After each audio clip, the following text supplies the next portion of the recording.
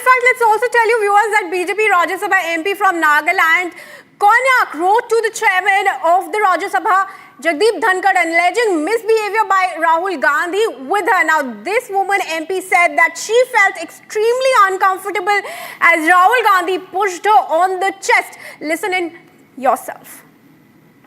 My Nagaland Member of Parliament right now here at the Makar Dwar on the altercation which happened.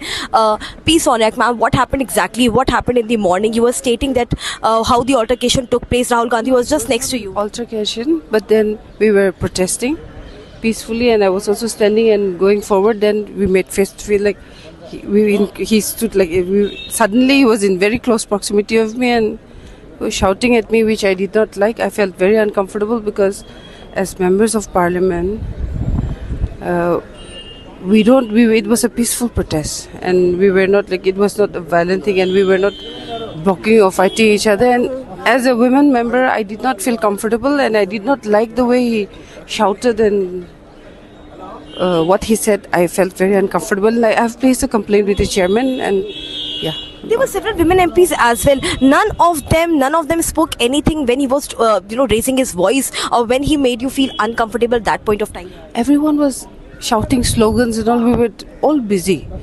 it was not that there were several women with me. I don't think so, because I was alone. My friends were standing in the front, so I was going to be with them. Then this happened. Yeah. What do you want to say about this entire behavior of LOP? Because everyone is questioning. Very unbecoming, I feel, because he is the leader of opposition, obviously, and it was a peaceful protest. They also have their say, we also have our say, but then, confronting and saying things like this, it's very unbecoming. Now, Priyanka Gandhi is saying that BJP leaders are spreading lies. Just 2 minutes, I'll not ask. Priyanka Gandhi is saying that we are telling lies. Why don't you ask? Because, see, we cannot fool the people anymore.